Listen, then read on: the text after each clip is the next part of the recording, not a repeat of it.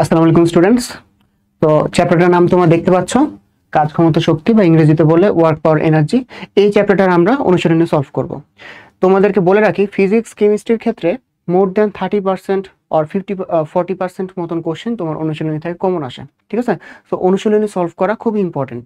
And অনুশীলনী যখন solve করতে যাবা, বিশেষ করে ফিজিক্সের ক্ষেত্রে তোমরা অনেক কোশ্চেন দেখবা যেগুলো আসলে ইঞ্জিনিয়ারিংয়ের, যেগুলো অনেক কঠিন, বাট তোমার অনুশীলনীতে আসে, ঠিক আছে? তো এরকম কঠিন কোশ্চেনগুলা, এত বড় ম্যাথ যেগুলো ইঞ্জিনিয়ারিংয়ের ম্যাথ, সেগুলো সাধারণত মেডিকেলে আসে না, ঠিক আছে? অ্যান্ড সেসব ম্যাথগুলোই আসে যেগুলো তুমি আসলে হাতে কলমে করতে পারবা, ঠিক আছে? ক্যালকুলেটর ছাড়া করতে পারবা, কারণ মেডিকেল ভর্তি পরীক্ষায় তো তোমার ক্যালকুলেটর অ্যালাউ না, তাই না? তাহলে বড় বড় ম্যাথ, দেন ইঞ্জিনিয়ারিংয়ের ম্যাথ, এগুলো নিয়ে তোমার আসলে পেরেশানি নেওয়ার, টেনশন নেওয়ার কোনো কারণ নাই, কারণ মেডিকেলে ম্যাথগুলো খুবই সহজ আসে, বুঝছো? তো চলো আমরা চ্যাপ্টারটা আসলে শুরু করি। আচ্ছা, প্রথম যে কোশ্চেনটা দেখতে পাচ্ছ, এখানে কি বলা আছে? এখানে বলা আছে 10 নিউটন বল প্রয়োগে একটি গাড়িকে যদি 100 মিটার সরাতে, মানে যে কাজটা করা হবে সেই কাজটা আমাদেরকে ক্যালকুলেট করে বের করতে বলছে, ঠিক আছে? বাট এখানে কোনটা দিয়ে দিছে যে বল এবং সরণের মধ্যবর্তী কোণ হচ্ছে 60 ডিগ্রি। তো আমরা সূত্র তো জানি, আমরা সূত্রতে কি জানি?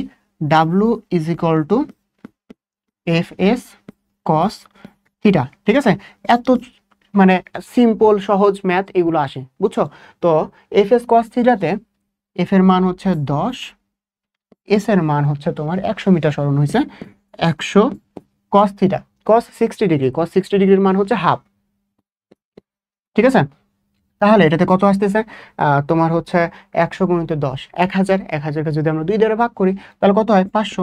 তাহলে অ্যান্সার কত? অ্যান্সার হচ্ছে 500 জুল, বুঝছো? তাহলে দেখো, এত সহজ ম্যাথগুলো তোমার মেডিকেল ভর্তি পরীক্ষায় আসে।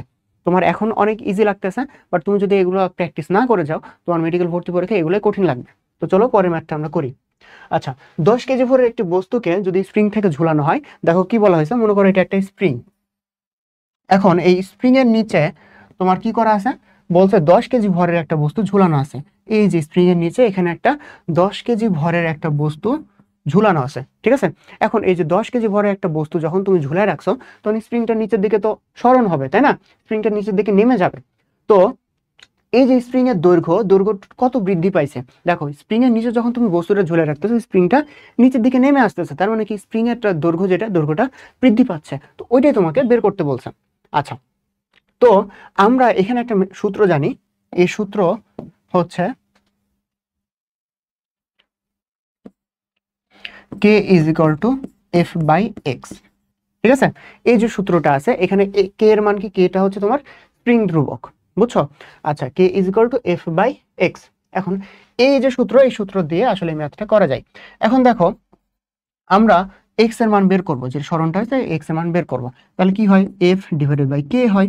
এখন তুমি বলবা যে ভাই এখানে তো এফ এর মান দেওয়া নাই, কিন্তু কি দেওয়া আছে? এম এর মান দেওয়া আছে। এখন এমটাকে আমরা কিভাবে এফ এ কনভার্ট করি? এম এর সাথে যদি আমরা জি গুণ করি, যে M into G divided by K, তাহলে কিন্তু এটা হয়ে যায়, ঠিক আছে? F is equal to M, যেটা আমরা জানি। এখন তাহলে মানগুলো আমরা বসাই দিই। এম এর মান কত? 10।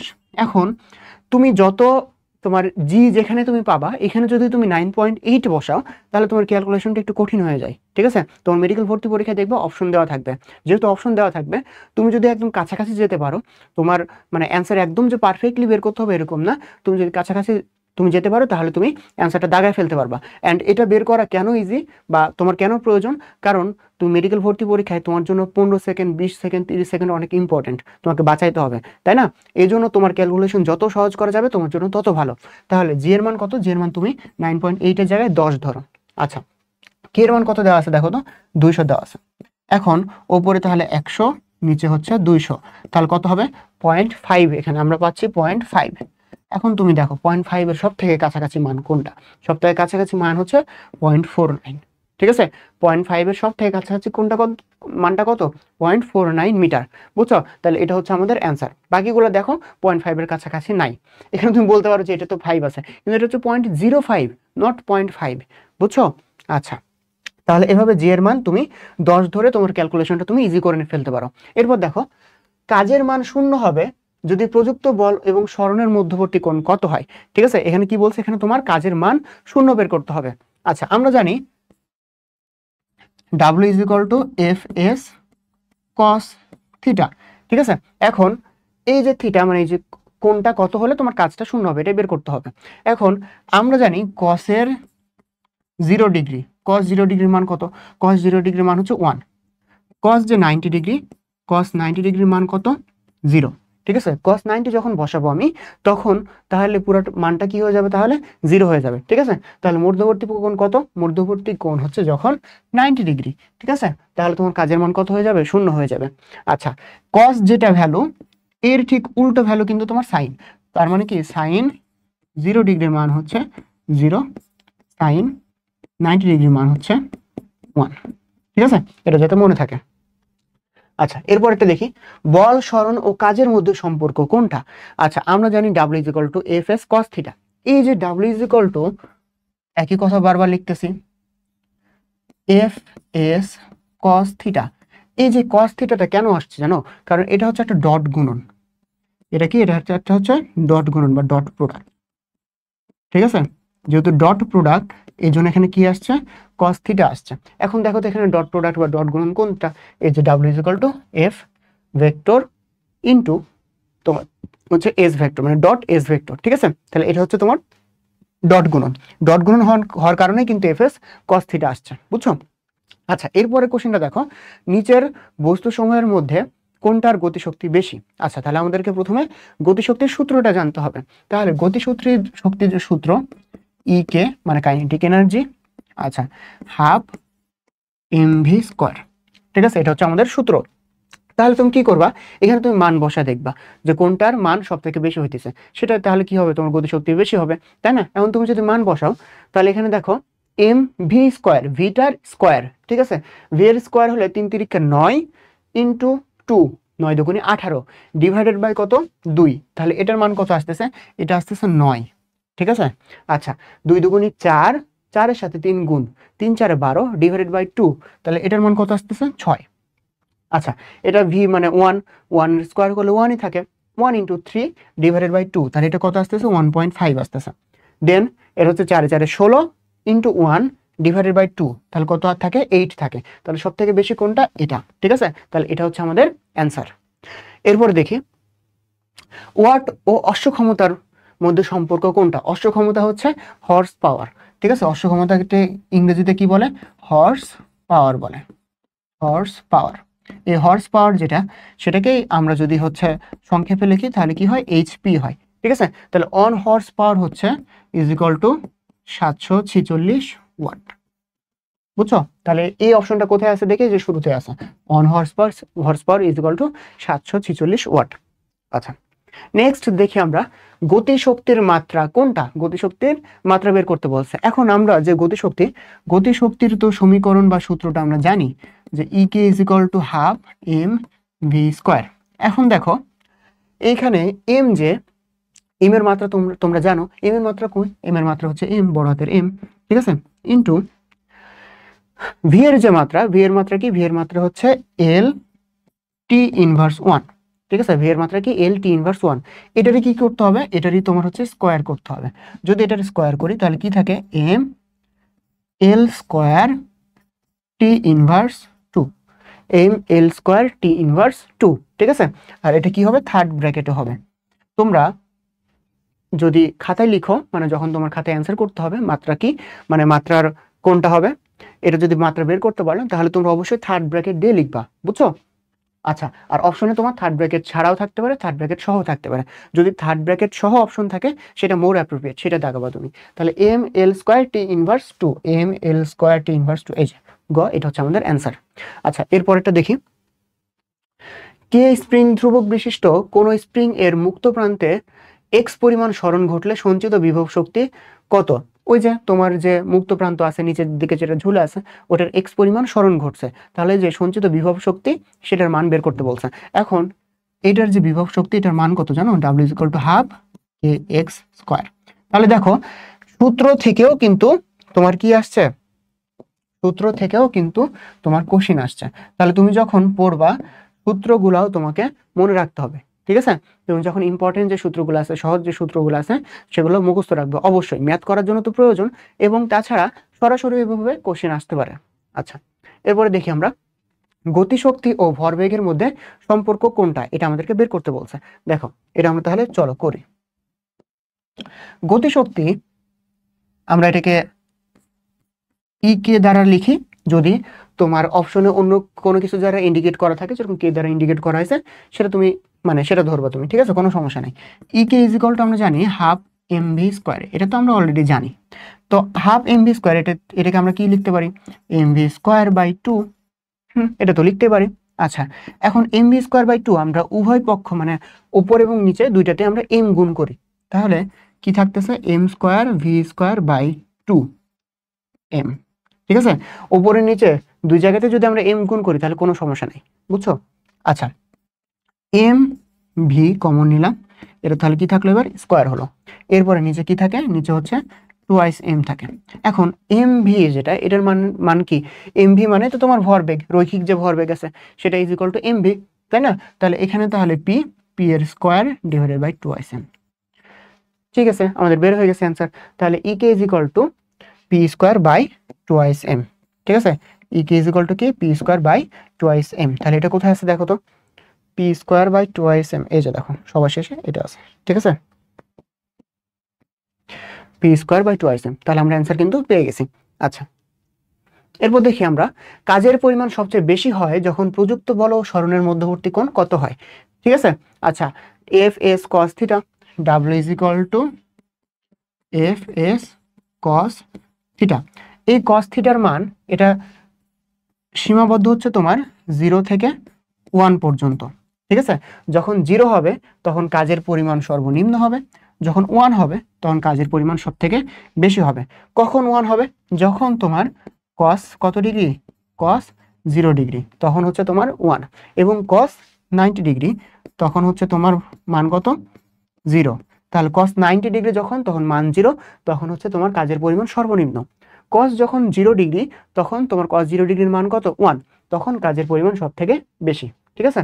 আচ্ছা, তাহলে এখানে কি বলতে, সব থেকে বেশি হয়, বেশি হলে কত, 0 ডিগ্রি, ঠিক আছে।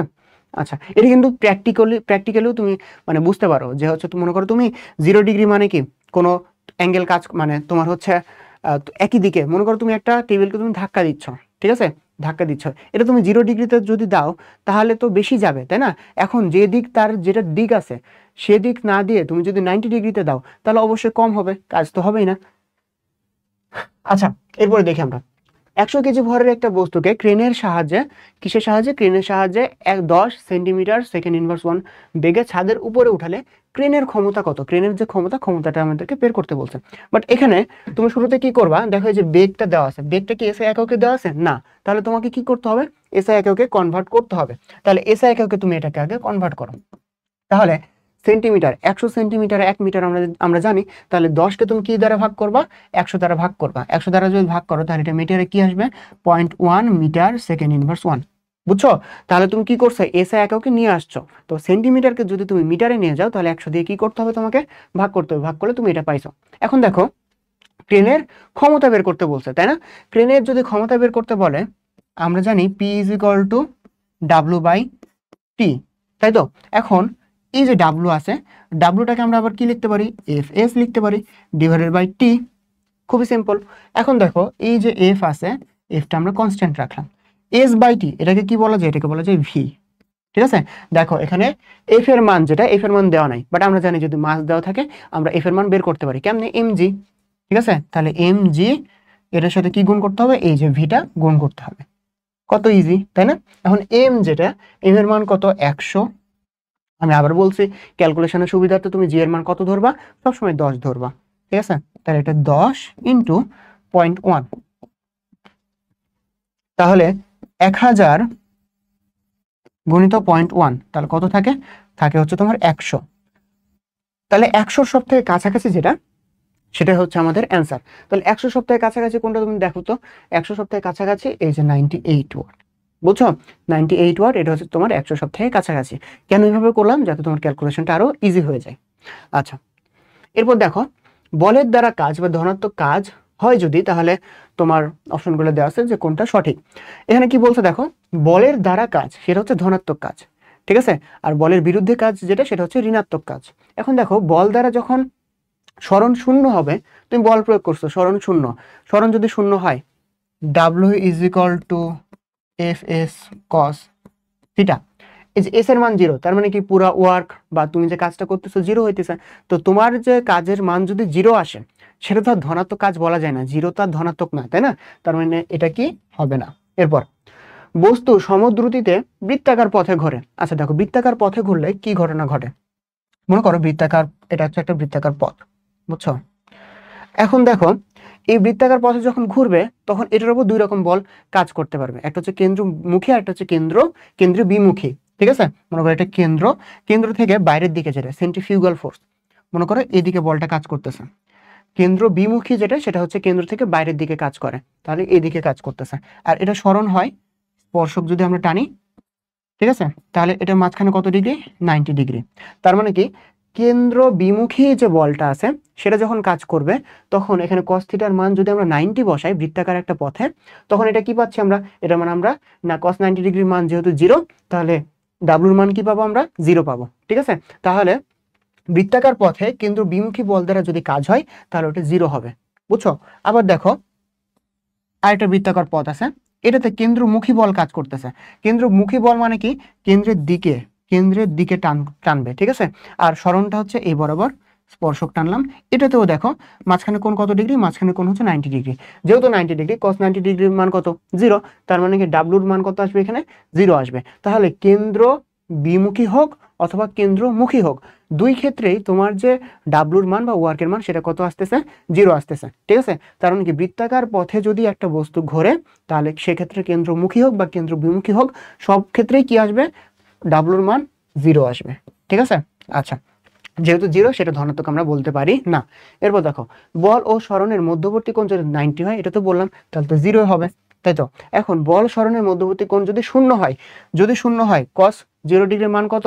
cos 0 ডিগ্রির মান হচ্ছে 1। তাহলে যেহেতু 1, তাহলে ওটা কত আসবে? পজিটিভ আসবে বা ধনাত্মক আসবে। ঠিক আছে, ওটা হচ্ছে বলের দ্বারা কাজ। আচ্ছা, এরপর দেখো, কোনটি সংরক্ষণশীল বল? আচ্ছা, প্রথমে তোমাকে বুঝতে হবে যে সংরক্ষণশীল বল বলতে কি বোঝায়, তাই না? তাহলে চলো আমরা এই জিনিসটা একটু কনসেপ্টটা ক্লিয়ার করি। মনে করো এটা একটা পয়েন্ট, এই পয়েন্টটা হচ্ছে এ পয়েন্ট, আরেকটা এদিকে পয়েন্ট আছে, সেই পয়েন্টটা হচ্ছে বি পয়েন্ট। ঠিক আছে, এখন তুমি একটা বস্তুকে এ পয়েন্ট থেকে বি পয়েন্টে নিয়ে গেলে, ঠিক আছে?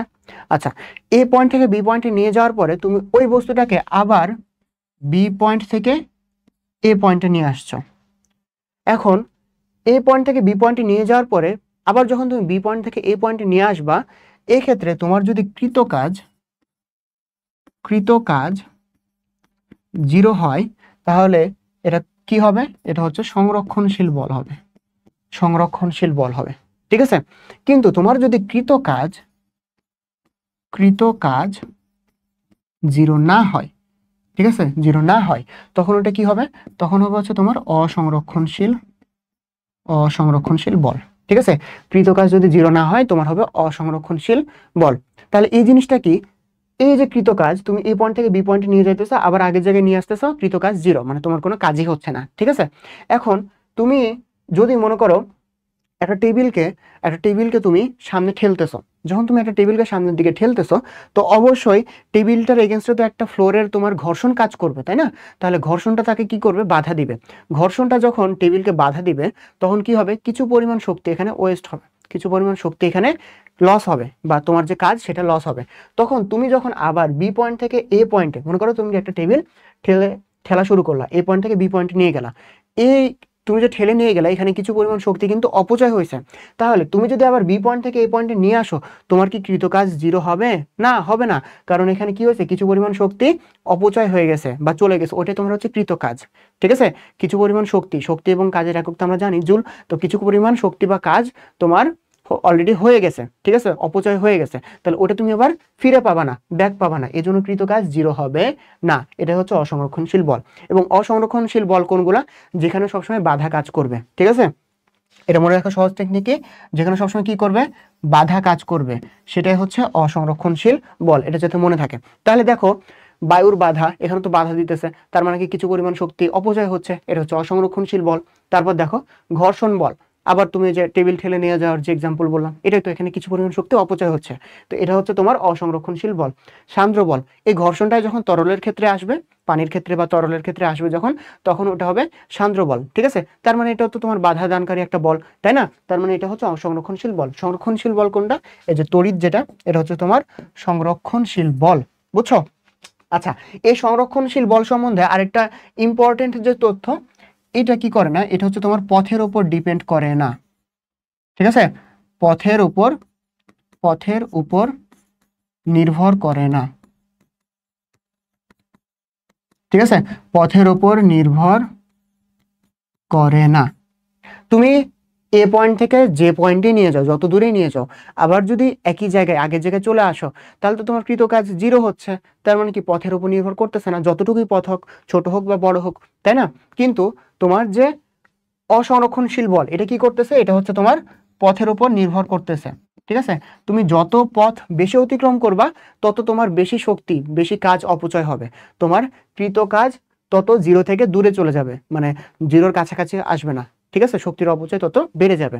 এজন্য অসংরক্ষণশীল বল পথের উপর ডিপেন্ড করে, বাট সংরক্ষণশীল বল পথের উপর নির্ভর করে না। আচ্ছা, এরপর কোন প্রক্রিয়ায় মোট প্রদত্ত শক্তি ইএম, তারপর হচ্ছে এর কার্যকর শক্তি দেওয়া আছে। ঠিক আছে, তারপর হচ্ছে তোমার মোট প্রদত্ত শক্তি দেওয়া আছে, তোমাকে কি বের করতে হবে? তোমাকে হচ্ছে দক্ষতা বের করতে হবে। এখন জানি আমরা দক্ষতার যে সূত্র, এটা কি? দক্ষতা ইজ ইকুয়াল টু তোমার কার্যকর শক্তি, মানে যেটা কাজে দিতেছে, ডিভাইডেড বাই তোমার যে টোটাল প্রদত্ত শক্তি আছে এটা। ঠিক আছে, কার্যকর ডিভাইডেড বাই প্রদত্ত শক্তি। এখানে দেখো কার্যকর শক্তি দেওয়া আছে, কার্যকর শক্তির মান কত? ইউ। ঠিক আছে, কার্যকর শক্তি হচ্ছে ইউ, তাহলে ইউ ডিভাইডেড বাই প্রদত্ত শক্তি হচ্ছে ইএম, প্রদত্ত শক্তি হচ্ছে ইএম, তাহলে ইএম তুমি বসাইলা। আচ্ছা, আর এই যে দক্ষতা, সেটা সবসময় কিসে প্রকাশ করা হয়? পার্সেন্টেজে প্রকাশ করা হয়। পার্সেন্টেজে প্রকাশ করলে আমরা কি করি? 100 দ্বারা গুণ করি, তাহলে ইন্টু 100%। ঠিক আছে, তাহলে U divided by EM into 100%। খুব ইজি। আচ্ছা, এরপর দেখি আমরা, তাহলে কি বলছে? 60 মিটার উচ্চতা থেকে একটা বস্তুকে বিনা বাধায় যদি পড়তে দিই, তাহলে ভূমি থেকে কত উচ্চতায় বিভব শক্তি গতি শক্তির অর্ধেক হবে? বুঝছো? এই কোশ্চিনটা বা এই ম্যাথটা তোমার কাছে একটু কঠিন লাগতে পারে, বুঝছো, যে এটা তুমি কিভাবে করবা, বাট এটা কিন্তু বের করার সহজ একটা টেকনিক আছে, ট্রিক একটা আছে। ঠিক আছে, ওই সহজ টেকনিকটাই আমরা শিখে ফেলবো। তাহলে দেখো, তুমি যদি এই কোশ্চিনটার অ্যান্সার করতে যাও, তাহলে তোমাকে কি করতে হবে? কম টাইমে তুমি অ্যান্সার করতে হবে। তাহলে ওই যে শর্টকাটটা আমরা শিখবো। তো ওই শর্টকাট অনুযায়ী তোমাকে আগে বের করতে হবে গতিশক্তি ডিভাইডেড বাই বিভব শক্তি। ঠিক আছে, এটার যে অনুপাতটা আছে, এই অনুপাতটা তোমাকে আগে বের করতে হবে। তোমার ফার্স্ট অ্যান্ড ফরমোস্ট কাজ হচ্ছে গতিশক্তি বাই বিভব শক্তি, এটার যে অনুপাতটা আছে এটা তোমাকে বের করতে হবে। তো গতিশক্তি বাই বিভব শক্তি, এটার যে অনুপাত আছে, এটার মান কত? এটার মান আমরা ধরে নিই এন। ঠিক আছে, এটার মান কত? এন। এখন দেখো এখানে কি বলা আছে? এখানে বলা আছে বিভব শক্তি গতিশক্তির অর্ধেক হবে। তার মানে কি? এই যে দেখো, বিভব শক্তি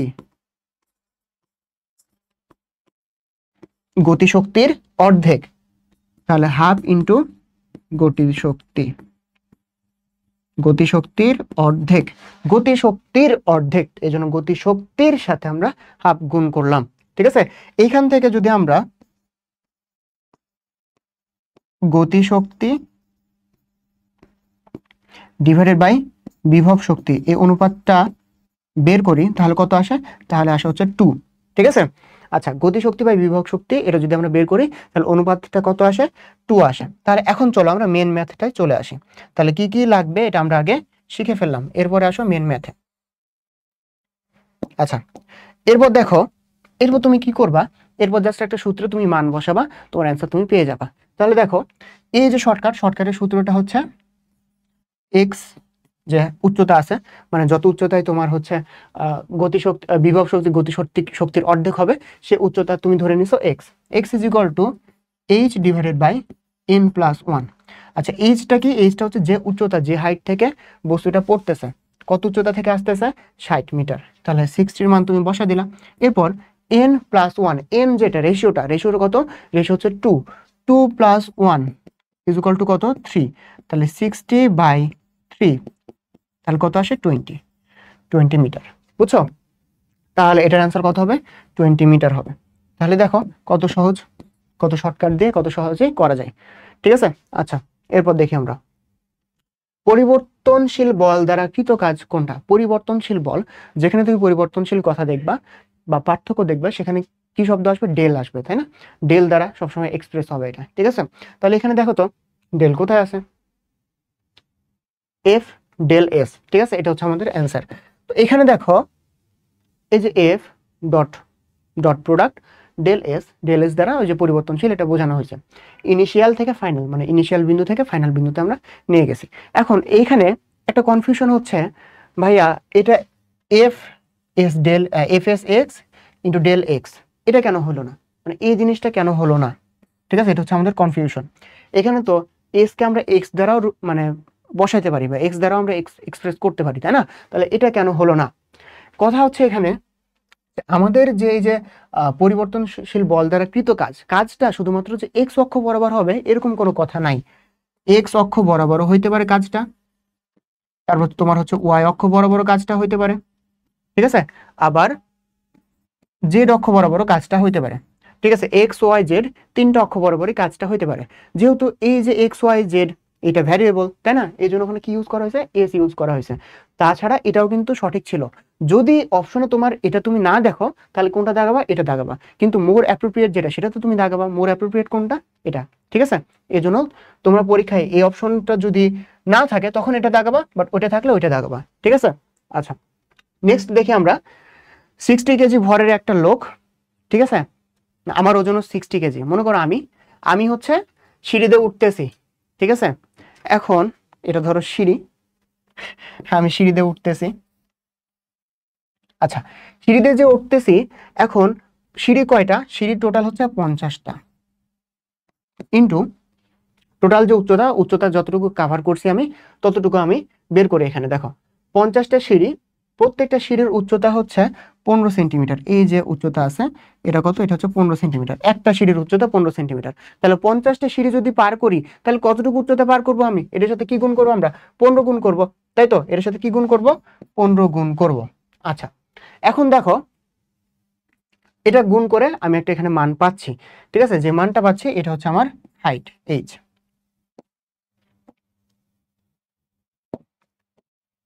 আমরা তাহলে এইচটা কিভাবে বের করতে হয় জেনে ফেললাম। আচ্ছা, এরপর দেখো এখানে কি বলছে? আমার অশ্বক্ষমতা বের করতে বলছে। আমরা আগে পিটা দেখি, পিটা বের করি। পি ইজ ইকুয়াল টু আমরা জানি ডাব্লু বাই টি, তাই না? P is equal to W by T. ডাব্লুর মান এখানে কি দেওয়া আছে?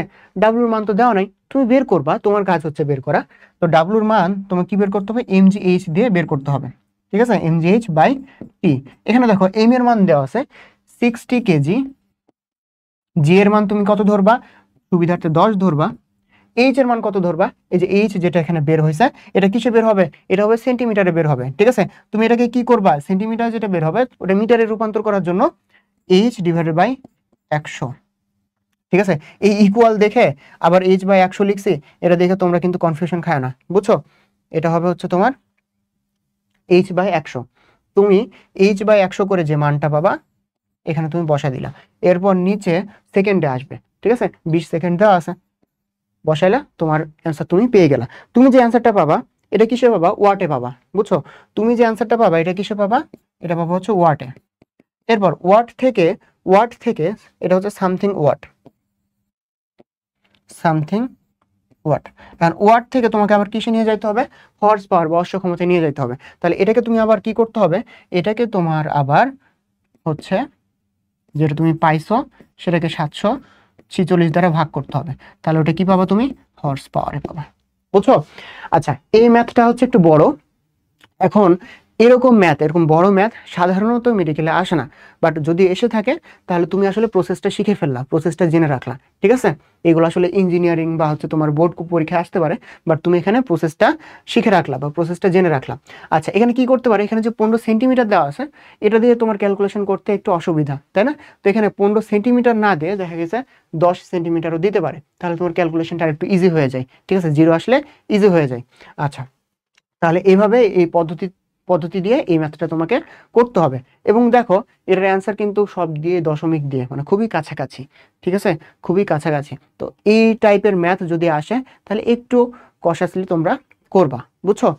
পুরো প্রসেস আমি দেখাইলাম, বাট এরকম ম্যাথ সাধারণত আসে না, তারপর আমরা শিখে রাখলাম প্রসেসটা। এখন দেখো, কোনো বস্তুর ওপর ক্রিয়াশীল বল দ্বারা কৃত কাজ নিচের কোন রাশিটির পরিবর্তনে সমান? আচ্ছা, এখন এটা একটা উপপাদ্য আছে, ওই উপপাদ্য অনুসারে অ্যান্সারটা হবে, ঠিক আছে? উপপাদ্যটার নাম কি? উপপাদ্যটার নাম হচ্ছে কাজ শক্তি উপপাদ্য। কাজ শক্তি উপপাদ্য। আচ্ছা, এই উপপাদ্যতে কি বলা আছে? এই উপপাদ্যতে বলা আছে তুমি যে কাজটা করবা, কাজটা কি? কাজটা হচ্ছে তোমার ইনিশিয়াল যে গতিশক্তি আছে বস্তুটার এবং যে শেষ যে গতিশক্তি আছে, এটার যে পার্থক্য আছে, পার্থক্যটা সমান, ঠিক আছে? ইনিশিয়াল যে গতিশক্তি, শেষ যে গতিশক্তি, এটার যে পরিবর্তন বা পার্থক্য, এটার সমান, ঠিক আছে? তাহলে এখানে কি হচ্ছে? গতিশক্তির পরিবর্তনের সমান হচ্ছে, ঠিক আছে?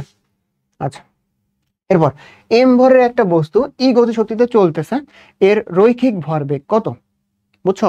রৈখিক ভরবেগ কত? এখন আমরা জানি E is equal to P square by 2m। এটা কই থেকে আসলো? এটা আগেই প্রুফ করে দেখাইছি কিভাবে এটা আসছে, তাই না? যদি ভুলে যাও একটু ব্যাকে যাও, ব্যাকে যাও আরেকবার দেখে নাও। তাহলে এখান থেকে আমরা কি লিখতে পারি? P square is equal two 2m e, এটা লিখতে পারি। এরপর দেখো পরের লাইনটা কি হবে? পরের লাইনটা পি থাকবে দিকে, আমরা জাস্ট স্কোয়ার আছে ওদিকে রুট করে ফেলবো, তাহলে 2m e, এটা কি? রুট ওভার, ঠিক আছে? তাহলে P is equal to root over 2m e, এটা হচ্ছে আমাদের অ্যান্সার। আচ্ছা, এরপর এটা দেখি আমরা। একটি মার্বেলকে সুতায় বেঁধে তুমি বৃত্তাকার পথে ঘোরাচ্ছ, এটা কিন্তু আমরা অলরেডি অ্যান্সার জেনে গেছি, ঠিক আছে? এর আগেই করছি। এখন দেখো একটা মার্বেলকে তুমি যদি সুতায় বেঁধে ঘোরাও, আরে সেই গোল লাগছে। আমার কেন জানি জানো এই যে শেষে এখানে এসে জয়েন যখন করাইতে চাই, তখনই কেন জানি গোলাটা মানে বৃত্তটা অন্যরকম হয়ে যায়। আচ্ছা, এখন দেখো, এখন বৃত্তাকার পথে যদি তুমি একটা মার্বেলকে ঘোরাও, তাহলে মার্বেলটা কি করবে? তুমি যদি হচ্ছে যে সুতায় বেঁধে ঘোরাও, তাহলে বাইরের দিকে চলে যেতে চাইবে, তাই তো? এখন তাহলে এখানে কোন বলটা কাজ করতেছে? এই যে কেন্দ্র থেকে সে বাইরের দিকে যাইতে চাচ্ছে, এই জন্য কেন্দ্র বিমুখী বল কাজ করতেছে। এটার যে সরণ, ওই বরাবর স্পর্শকটা আঁকি, মানে তার সরণটা তো এই বরাবর, তাই না? আচ্ছা, মাঝখানে কত ডিগ্রি? মাঝখানে হচ্ছে 90 ডিগ্রি থাকতেছে। cos 90 ডিগ্রির মান কত? cos 90 ডিগ্রির মান হচ্ছে তোমার 0, ঠিক আছে? তার মানে কি, যদি আমরা বৃত্তাকার পথে এভাবে ঘোরাই তাহলে কৃত কাজ কত হবে বা কাজের পরিমাণ কত হবে? 0 হবে, ঠিক আছে? বৃত্তাকার যেখানে দেখবা সেখানে কাজের পরিমাণ 0। এরপর দেখি আমরা, 200 গ্রাম ভরের একটি বস্তু 100 মিটার উপর থেকে পড়লে ভূমি স্পর্শ করার পূর্ব মুহূর্তে গতিশক্তি কত হবে? ঠিক আছে?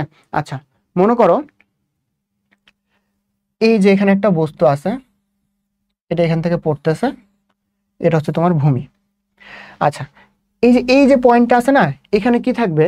এখানে তার সম্পূর্ণটাই বিভব শক্তি থাকবে, মানে তার যে শক্তিটা ভিতরে আছে পুরোটাই থাকবে বিভব শক্তি হিসেবে, বিভব শক্তি হিসেবে, সেখানে তার গতিশক্তি থাকবে না। এরপর তুমি যখন ছেড়ে দিবা, সে যখন উপর থেকে নিচে পড়বে, তখন তার বিভব শক্তি আস্তে আস্তে কমতে থাকবে, গতিশক্তি আস্তে আস্তে বাড়তে থাকবে, এবং একদম যখন নিচে পড়ে যাবে এর পূর্ব মুহূর্ত, এখানে তার গতিশক্তি সব থেকে বেশি থাকবে, সেখানে তার বিভব শক্তির কোনো অস্তিত্ব থাকবে না, বিভব শক্তি থাকবে না, সম্পূর্ণ শক্তিটা কিসে রূপান্তর হয়ে যাবে? গতিশক্তিতে রূপান্তর হয়ে যাবে। এবং মাঝামাঝি যে পথ, তারা আসলে বিভব শক্তি এবং গতিশক্তি দুজন শেয়ার করে নিয়েছে, ঠিক আছে?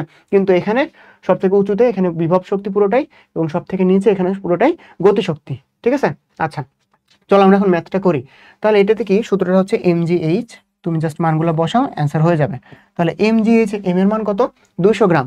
200 গ্রাম, গ্রাম আছে কি যেটা তোমাকে রূপান্তর করতে হবে, 1000 দ্বারা তুমি ভাগ করবা, 1000 দিয়ে যদি তুমি ভাগ করো তাহলে কত থাকে? 0.2 থাকে, ঠিক আছে? আচ্ছা, 200 গ্রামকে তুমি 1000 দিয়ে ভাগ করলা, 0.2 কেজি থাকে, 0.2 এম জি, তুমি কি করবা? জি এর মান আবার 10 ধরবা ক্যালকুলেশনের সুবিধার্থে। এইচ এর মান তুমি 100 মিটার দেওয়াই আছে, 100 মিটার বসা দিলা। এরপর দেখো, এরপর 100 গুণিত হচ্ছে 10, তাহলে কত হয়? 1000। 1000কে তুমি 1000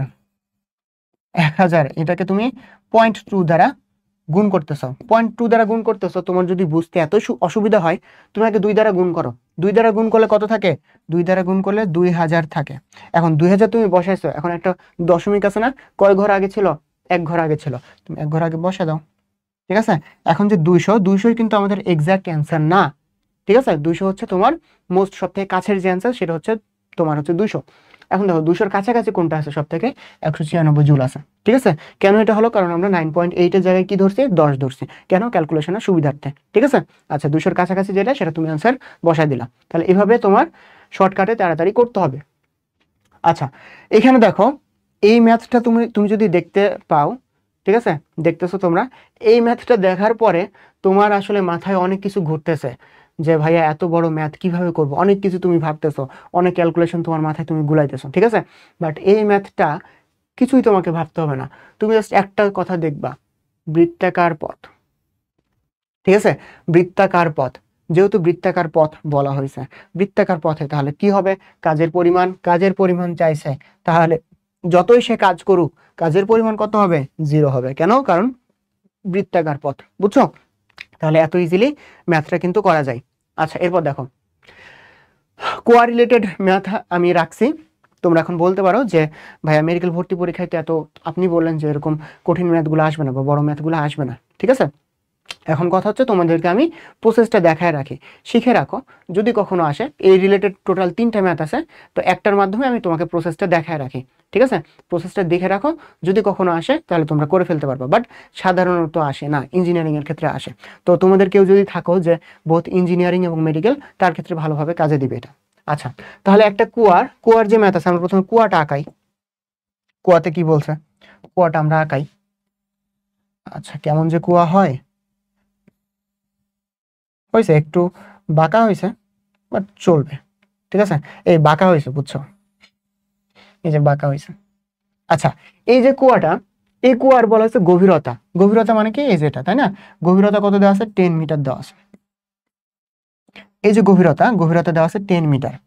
এখন দেখো এর ভিতরে তো অবশ্যই কি থাকবে? এর ভিতরে অনেক বেশি পানি থাকবে। কুয়াতে কি থাকে? পানি থাকে। ঠিক আছে, কুয়াতে কি থাকবে? পানি থাকবে। এখন কুয়াতে যত পানি আছে, এই পানির কিন্তু একটা ভর আছে।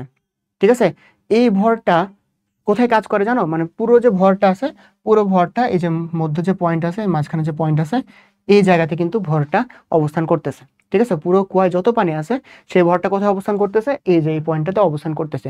এই পয়েন্টটা যেটা, সেটা দূরত্ব কতটুকু জানো? এটা দূরত্ব হচ্ছে 5 মিটার। পুরোটা যদি 10 মিটার হয়, এটা দূরত্ব কত হবে? এটার দূরত্ব হবে 5 মিটার। তার মানে কি, উপর থেকে 5 মিটার দূরত্বে পুরো ভরটা যেটা কাজ করতেছে, এটাকে তুমি যদি 5 মিটার দূরত্ব অতিক্রম করে বের করো, তাহলে তোমার পুরো পানি, কুয়ার যে যত পানি ছিল সব ভর তোমার বের করা হয়ে যাবে।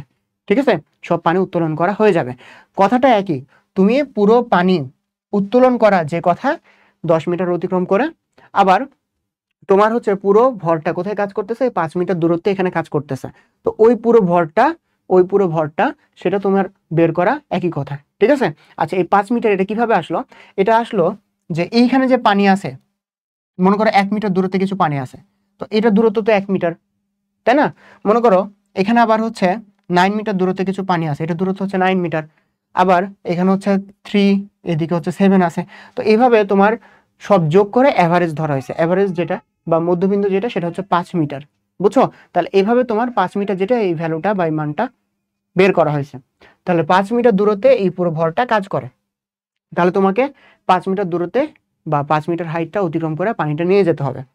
এখন দেখো এইখানে এই যে পানির তোমার কতটুকু দূরত্ব অতিক্রম করতে হচ্ছে এটা তুমি বের করছো, বাট পানির যে ভর, এটা তুমি বের করো নাই। পানির যে ভর এমটা, সেটা কি? সেটা বের করার সূত্র হচ্ছে পাই আর স্কোয়ার এইচ ইন্টু রো। ঠিক আছে, সবগুলো মানে তুমি জানো, পাই আর স্কোয়ার এইচ, রো তো তুমি জানো, রোটা কত? পানির ক্ষেত্রে 1000 ঘনত্ব, তাই না? তাহলে এই ভ্যালু দিয়ে তোমাকে আগে কি করতে হবে? এম এর ভ্যালু বের করতে হবে। এখন দেখো এই যে এম যেটা তুমি হচ্ছে পাই দিয়ে লিখছো, এই পাইটার ভ্যালু তুমি যদি মানে 3.14 এভাবে ধরো, সেটা তোমার জন্য আরো কঠিন হয়ে যায়। তুমি 3 দিয়ে ধরবা। ঠিক আছে, 3 ধরবা যাতে তোমার ইজি হয়। বুঝছো? আচ্ছা, তাহলে তুমি এভাবে এমটা বের করলা। এরপর দেখো আমাদের কি বের করতে হবে? ক্ষমতা বের করতে হবে। P = W/T। আচ্ছা, ডাব্লিউ ইজ ইকুয়াল টু তাহলে কি, W is equal to M G H. M এর মান তুমি এখান থেকে বের করছো, এম এর মান তোমার জানা আছে, জি এর মান তুমি 10 ধরবা, এইচ এর মানও এখানে তুমি পাইছো যে কতটুকু তোমার মাছটা নিয়ে যেতে হবে, পানিটুকু কতটুকু দূরত্ব অতিক্রম করতে হবে, ইফেক্টিভ ভর যেটা সেটা এখানে কাজ করতেছে। টি এর মান কত, টি এর মান দেখো দেওয়া আছে হচ্ছে তোমার 20 মিনিট। মিনিটে তুমি লিখতে পারো না, তোমার সেকেন্ডে নিয়ে যাইতে হবে, তাহলে 20 গুণিত 1 মিনিট সমান 60 সেকেন্ডের জন্য 60 দ্বারা ভাগ করবা, ঠিক আছে। তাহলে তোমার কি পাবা, তুমি হচ্ছে ওয়াটে একটা অ্যান্সার পেয়ে যাবা, ঠিক আছে। যেহেতু অশ্বক্ষমতায় বলে নাই, এটাই তোমার অ্যান্সার। তাহলে এইভাবে এই প্রসেস বা এই নিয়মে তোমাকে কোশ্চেনটার অ্যান্সার করতে হবে, বুঝছো। আচ্ছা, তাহলে কি করলা, প্রথমে প্রথমে তুমি এখান থেকে এম বের করলা, ইফেক্টিভ যে হাইট মানে ভরটা যে কাজ করতেছে, এই পুরো ভরটাকে কত দূর তোমার অতিক্রম করাইতে হবে সেটা বের করলা, এইচ বের করলা, এরপর জাস্ট তুমি মানগুলো বসাই দিলা, তোমার কি হয়ে গেল, অ্যান্সারটা তুমি পেয়ে গেলা, ঠিক আছে, সলভ হয়ে গেল কোশ্চেনটা। এরপর দেখো 15 ওয়াট ক্ষমতা বলতে কি বোঝায়। আচ্ছা, 15 ওয়াট ক্ষমতা, পি ইজ ইকুয়াল টু, আমরা জানি P is equal to W by T, তাই তো, P is equal to W by T. এখন এই যে ডাব্লু, ডাব্লু হচ্ছে আমরা জানি 1 জুল, টি হচ্ছে 1 সেকেন্ড, তখনই হবে আমাদের 1 ওয়াট, তাই না। এটা ইজ ইকুয়াল টু আমরা লিখতে পারি 1 ওয়াট। এখন দেখো, যখন আমি বলতেছি 15 ওয়াট, তাহলে উপরে কত আসতে হবে, বা এই ক্যালকুলেশন করে তোমার 15 আসতে হবে। তো দেখো আমরা অপশনগুলো মিলাই, অপশনগুলো থেকে ভ্যালুগুলো বসাবো। দেখো প্রথম অপশন কি দেওয়া হয়েছে, 15 জুল কাজ 1 সেকেন্ডে, তাহলে উপরে কত হবে 15, নিচে হচ্ছে 1 সেকেন্ড, তাহলে কত ওয়াট, 15 ওয়াট। আমরা শুরুতে অ্যান্সার পেয়ে গেছি, বাকিগুলো তাহলে অ্যান্সার তোমার মিলবে না, ঠিক আছে। শুরুটা এটা হচ্ছে আমাদের অ্যান্সার। আচ্ছা, এই যে এইভাবে আমরা করছি, দেখতে পাচ্ছ আই হোপ সবাই। এরপর দেখি আমরা ক্ষমতা পি, বল এফ আর বেগ ভি এর মধ্যে সম্পর্ক কোনটা।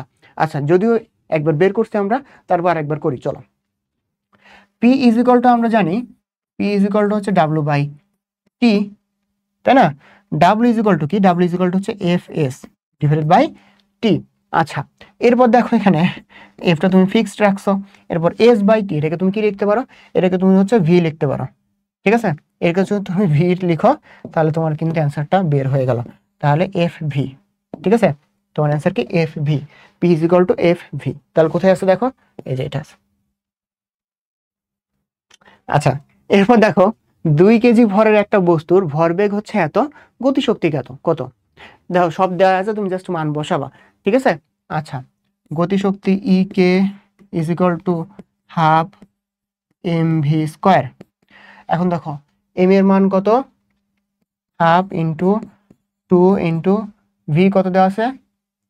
ও আচ্ছা, এখানে দেখো এখানে কি বলছে, এখানে হচ্ছে তোমার ভরবেগ দেওয়া আছে, সরি সরি সরি, এখানে কি দেওয়া আছে, ভরবেগ দেওয়া আছে। যদি ভরবেগ দেওয়া থাকে, সূত্রটা আমরা জানি P square by twice M, তাই তো। পি স্কোয়ার, পি এর মান কত 2, 2 যদি স্কোয়ার করো তাহলে কত হবে 4, twice M, twice M A তাহলে 2 ইন্টু 2, তাহলে কত 4, তাহলে কত আসে আলটিমেটলি 1 আসে, ঠিক আছে, 1 জুল, বুঝছো। তাহলে ভালো করে কিন্তু খেয়াল করবা যে আসলে ওখানে কি চাইছে, মানে কি দেওয়া আছে, ভরবেগ দেওয়া আছে নাকি তোমার বেগ দেওয়া আছে, বুঝছো। এখান থেকে কিন্তু আমরা ভালো একটা জিনিস শিখলাম যে আসলে কোশ্চেনটা ভালোভাবে খেয়াল করতে হবে যে কি দেওয়া আছে ওইখানে। একদম ধুমায় তুমি মানে অ্যান্সার করবা, খুব তাড়াতাড়ি অ্যান্সার করবা, তুমি কোশ্চেনই দেখলা না, তাইলে কিন্তু সমস্যা, বুঝছো। আচ্ছা, অসংরক্ষণশীল বল, এটার উদাহরণ কোনটা। অসংরক্ষণশীল বল নিয়ে অনেক কথা বলছি, তাই না, যেটা যেখানে বাধা থাকবে সেটা হচ্ছে অসংরক্ষণশীল বল। তাহলে দেখো এই যে ঘর্ষণ বল, সান্দ্র বল, দুইটাই হচ্ছে বাধা, ঠিক আছে। সান্দ্র বল হচ্ছে তোমার তরলের ক্ষেত্রে যে বাধা বা ঘর্ষণ, সেটা হচ্ছে তোমার সান্দ্র বল, তাহলে দুইটার ক্ষেত্রে বাধা কাজ করতেছে, তো এটা হচ্ছে তোমার অসংরক্ষণশীল বল। এটার কনসেপ্ট কিন্তু শুরুতে আমি ভালোভাবে ক্লিয়ার করাইছি। এরপর দেখো, ভূমির সাথে 30 ডিগ্রি কোণে আনত 5 মিটার দীর্ঘ একটি ঢালু পথ। আচ্ছা, আমরা পুরো কোশ্চেনটা একবারে আগে না পড়ে আমরা হচ্ছে পার্ট পার্ট করে জিনিসটা দেখি যে এখানে কি বলছে, ঠিক আছে। তাহলে দেখো ভূমি, তাহলে এখানে আমরা একটা ভূমি লিখলাম, ভূমির সাথে 30 ডিগ্রি কোণে একটা 5 মিটার দীর্ঘের ঢালু পথ আছে। তাহলে এখানে আমি একটা পথ আঁকলাম, এই যে পথটা আছে, এই পথটা কত ডিগ্রি কোণে আছে, এই পথটা আছে তোমার 30 ডিগ্রি কোণে, ঠিক আছে। এবং এই যে পথটা, এই পথটা কতটুকু দীর্ঘ, এটা হচ্ছে তোমার 5 মিটার দীর্ঘ, বুঝছো, 5 মিটার দীর্ঘ। এখন এটা যদি আমরা জয়েন করি তাহলে তুমি মেনলি হাইটটা পাইতেছো। মনে করো তুমি এইখানে আসো, এই পয়েন্টটাতে আসো, তো এই পয়েন্টটা থেকে তুমি যদি এই পয়েন্টে আসো তাহলে তুমি একটা পথ অতিক্রম করবা। তুমি যে পথ অতিক্রম করতেছো আলটিমেটলি তুমি কতটুকু হাইট অতিক্রম করতেছো এটা কিন্তু এইচ, এই যে এটা কিন্তু এইচ বা হাইট, ঠিক আছে? এটা কিন্তু টোটাল পথ, আর এটা হচ্ছে তোমার হাইট, যে কতটুকু হাইট বা উচ্চতা তুমি অতিক্রম করলা। এখন হাইটের কথা কেন আসতেছে? কারণ এখানে গতিশক্তি চাইছে, ঠিক আছে? গতিশক্তি চাইছে, তাহলে আমাদেরকে হাইটটা বের করে ফেলতে হবে। তাহলে কিভাবে বের করবো? আমরা জানি সাইন 30 ডিগ্রি এখানে is equal to H by 5, ঠিক আছে? সাইনের যেটা সেটা আমরা জানি যে লম্ব ডিভাইডেড বাই তোমার যে হাইপোটেনিউস, ঠিক আছে? এই যে 5 মিটার দেওয়া আছে ঢালু পথটা এটা, তাই তো? এখন তুমি এখান থেকে যদি হাইট বের করতে চাও, এইচ ইজ ইকুয়াল টু 5 গুণিত সাইন 30 ডিগ্রির মান কত জানো? সাইন 30 ডিগ্রির মান হচ্ছে হাফ, তাহলে এটা কত থাকে? 2.5 থাকে, 2.5 মিটার এইচ। তুমি 5 মিটার পথ অতিক্রম করছো, বাট আলটিমেটলি তুমি হাইটটা কতটুকু অতিক্রম করছো? 2.5 মিটার। এরপর দেখো, এরপর তাহলে আমরা বাকি অংশটুকু করি। আচ্ছা, এখানে 100 গ্রাম ভর, ঠিক আছে? তোমার ভর হচ্ছে 100 গ্রাম মাত্র। তাহলে এই যে গ্রামে দেওয়া আছে এটাকে তোমাকে কেজিতে নিয়ে আসতে হবে। এটাকে তুমি যদি কেজিতে নিয়ে আসো তাহলে 1000 দ্বারা ভাগ করবা, 1000 দ্বারা ভাগ করলে কত থাকে? তোমার 0.1 কেজি থাকে, ঠিক আছে? মাত্র 0.1 কেজি। এখন গতিশক্তি mgh বসাই আমরা ম্যাথটা করে ফেলতে পারি বা আমাদের অ্যান্সারটা পেয়ে যেতে পারি। তাহলে এখানে দেখো m এর মান হচ্ছে 0.1, g এর মান আবার কত ধরতে বলছি? তোমার হিসাবে সুবিধাতে 10 ধরবা, তাহলে 10 ইন্টু হাইটটা দেখো তো 2.5। তাহলে দেখো একবারে করা যায়, আবার ভেঙে ভেঙে ভালোভাবে দেখাইতেছি। 2.5 এর সাথে তুমি যদি 10 গুণ করো তাহলে কত পাও? 25। 25 এর সাথে আবার 0.1 যদি গুণ করো তাহলে কত পাও? 2.5 পাও, ঠিক আছে? এখন 2.5 এর সব থেকে কাছের মান কোনটা সেটা তোমার অ্যান্সার। 2.5 এর সব থেকে কাছের মান হচ্ছে এই যে দেখো এখানে আছে 2.45, ঠিক আছে? 2.45 এর মানে এটার থেকে আর বেশি কাছের মান নাই, এটাই হচ্ছে তোমার অ্যান্সার। এরপরে দেখি আমরা কি বলছে। বল ও সরণের মধ্যবর্তী কোণ থিটা হলে ঋণাত্মক কাজের শর্ত হবে। এখানে কি বলছে? ঋণাত্মক কাজ, ঠিক আছে? আচ্ছা, এখন দেখো ঋণাত্মক কাজের যদি তুমি মান বের করতে চাও তোমাকে একটা জিনিস জানতে হবে, কস থিটার মান কোথায় ঋণাত্মক, ঠিক আছে? কারণ থিটার মানের উপর ডিপেন্ড করেই তোমার এখানে ধনাত্মক বা ঋণাত্মক হচ্ছে। আর এখানে কোন থিটা? কস থিটা, ঠিক আছে? সাইনের তো এখানে কাজ নাই, এখানে কি আছে? কস থিটার মান আছে। এখন কস থিটার মান নেগেটিভ হচ্ছে এই যে সেকেন্ড যে কোয়াড্রেন্ট আছে এটাতে, সেকেন্ড কোয়াড্রেন্ট বা চতুর্ভাগ, এই সেকেন্ড কোয়াড্রেন্টে তোমার হচ্ছে কস থিটার মান হচ্ছে নেগেটিভ, এটা আমরা জানি। এখন দেখো কস 90 ডিগ্রির মান আমরা জানি 0, কস 90 ডিগ্রির মান 0। যদি জিরো হয় তাহলে তো ওটা ঋণাত্মক না, ওটা তো 0, তাই না? তাহলে 90 ডিগ্রি সেকেন্ড কোয়াড্রেন্টে 90 ডিগ্রি থেকে কি হতে হবে? বেশি হতে হবে, কারণ 90 ডিগ্রির মান কত? 90 ডিগ্রির মান হচ্ছে 0, সেটা তো ঋণাত্মক হলো না, তার মানে 90 ডিগ্রি থেকে বেশি হতে হবে থিটার মানটা। এখন দেখো এখানে কত পর্যন্ত আছে? 180 পর্যন্ত আছে। এখন cos 180 ডিগ্রির মান কত জানো তোমরা? cos 180 ডিগ্রি এটার মান হচ্ছে -1। cos 180 ডিগ্রির মান যদি -1 হয় তাহলে 180 ডিগ্রির মান -1 হবে। cos 180 ডিগ্রির মান, তাহলে cos 180 ডিগ্রির মান যেটা -1 সেটা তো ঋণাত্মক, তাই তো? তাহলে এটার ইকুয়াল অথবা লেস হবে, এটা লেস হইলেও হবে এবং ইকুয়াল হইলেও কিন্তু মাইনাস ভ্যালুই পাচ্ছি, এই জন্য আমরা ইকুয়াল অথবা লেস এই সাইনটা আমরা এখানে ইউজ করছি। আচ্ছা, তাহলে এটা কোথায় পাইছি দেখো? 90 ডিগ্রির থেকে বেশি, 180 ডিগ্রির থেকে ছোট অথবা ইকুয়াল, বুঝছো? এটা হচ্ছে আমাদের অ্যান্সার। আচ্ছা, এরপরে দেখি আমরা এরপরের কোশ্চেনটা কি। একটি রাইফেলের গুলির বেগ যদি দ্বিগুণ করি তাহলে গতিশক্তি কত বাড়বে? ঠিক আছে, বেগ যদি আমরা দ্বিগুণ করি তাহলে গতিশক্তি কত বাড়বে? ই কে ইজ ইকুয়াল টু আমরা জানি হাফ এম ভি স্কোয়ার, ঠিক আছে? এখন ই কে কিসের প্রপোর্শনাল দেখো তো? E K proportional to V square, E K proportional to V square. তার মানে তোমার যে ভি আছে, ভিটাকে তুমি যদি কি করো? দ্বিগুণ করো, তাহলে এখানে এটা কত হচ্ছে? 2v হচ্ছে। 2vটাকে তুমি আবার কি করবা? স্কোয়ার করবা, তাহলে কত হবে? 4v হবে, ঠিক আছে? তাহলে গতিশক্তি তুমি যদি দ্বিগুণ করো তাহলে তোমার যে বেগ যদি তুমি দ্বিগুণ করো তাহলে তোমার যে গতিশক্তি তুমি কত পাবা? 4 গুণ পাবা, ঠিক আছে? 4 গুণ পাবা। আচ্ছা, এরপরটা দেখি আমরা 2 ক্যালোরি তাপ সম্পূর্ণরূপে যদি আমরা কাজে পরিণত করি। আচ্ছা, তাপ শক্তিকে এটা সাধারণত আমরা ক্যালোরি দ্বারা প্রকাশ করি, আর যেটা কাজ সেটা হচ্ছে জুল দ্বারা প্রকাশ করি। আমরা জানি 1 calorie is equal two 4.2 joule.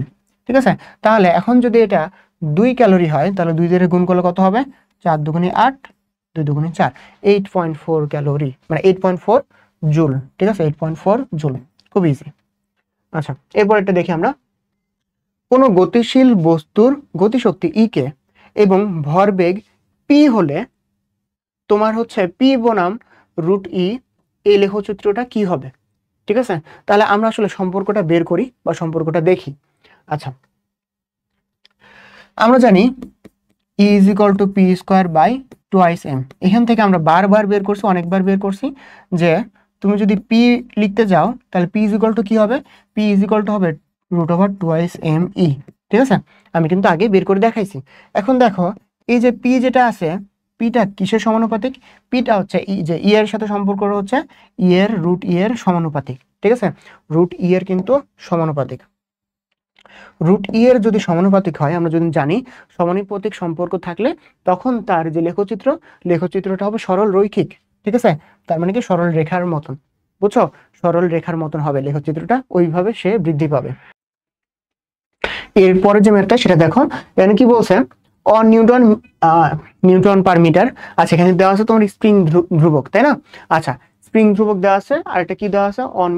0.1 metre সংকুচিত করা হলে, মানে একটা স্প্রিংকে তুমি 0.1 মিটার যদি সংকুচিত করো তাহলে এর ভেতরে কতটুকু শক্তি থাকবে, বা মানে তোমার যে শক্তিটা, বিভব শক্তিটা কত হবে? ঠিক আছে, আচ্ছা, আমরা জানি W is equal to half K x square.